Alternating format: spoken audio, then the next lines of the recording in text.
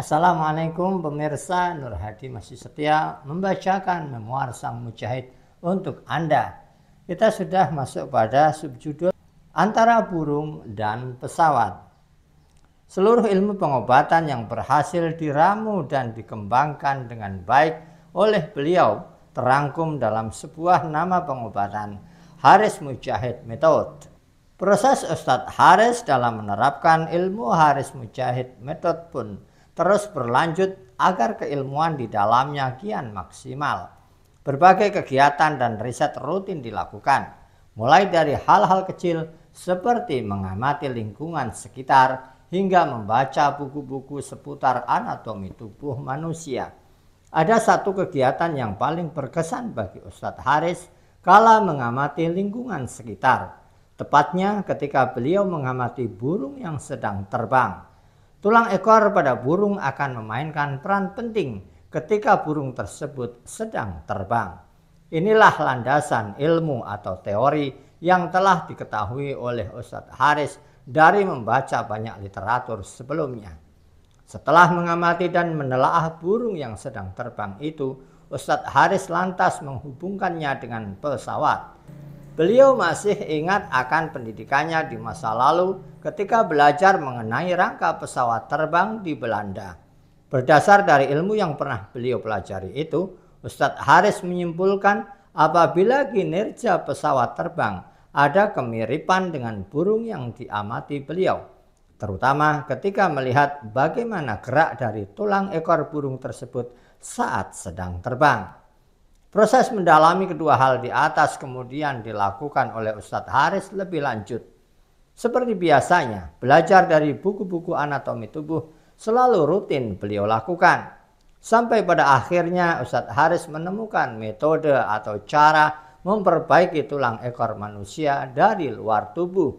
Setelah diproses lebih lanjut, ilmu ini akhirnya matang dan menjadi salah satu pengobatan yang diterapkan di Iqra Sehat. Sebelumnya, sejak tahun 2007, Ustadz Haris dan tim telah membuka kelas pembelajaran terkait pengobatan dalam Islam secara gratis. Untuk menyiarkan keilmuan yang sudah mereka pelajari selama ini, Ustadz Haris membangun satu ruangan tambahan sebesar 2,5 kali 3 meter di rumah beliau. Di ruangan tersebut, Ustadz Haris, Bu Aat dan Pak Ridwan bergiliran mengisi kelas. Pada mulanya, murid dari kelas ini adalah keluarga, kerabat, teman dekat, dan juga tetangga. Namun, makin berjalannya waktu, murid Ustadz Haris makin bertambah banyak sehingga tidak memungkinkan lagi untuk menggunakan rumah tersebut sebagai tempat pembelajaran. Barulah setelah itu mereka memutuskan untuk berpindah ke Metro Indah Mall dengan menyewa 2 ruko. Bangunan yang berada di tengah keramaian pengunjung mall ini menjadi pilihan saat itu karena memikirkan kebutuhan tempat yang lebih luas. Meskipun sebenarnya ukuran ruang tidak jauh berbeda dari rumah sebelumnya. Disinilah pembelajaran ilmu pengobatan Islam berjalan sebelum akhirnya mendirikan Iqra Sehat yang kemudian berdiri tepat di sebelah rumah Ustadz Haris yang sekarang. Pada tahun 2010, Ustadz Haris pun mendaftarkan lembaga pembelajaran atau lebih dikenal sebagai Lembaga Kursus dan Pelatihan atau LKP ini ke Dinas Pendidikan. Hal ini merupakan bentuk keseriusan lain Ustadz Haris dalam menyebarkan ilmu pengobatan tersebut hingga akhirnya banyak alumni yang diluluskan. Pada saat itu tercatat dari 2010 hingga 2015 ada 19 angkatan yang berhasil lulus dari LKP ini. Masing-masing angkatan berjumlah 25 orang.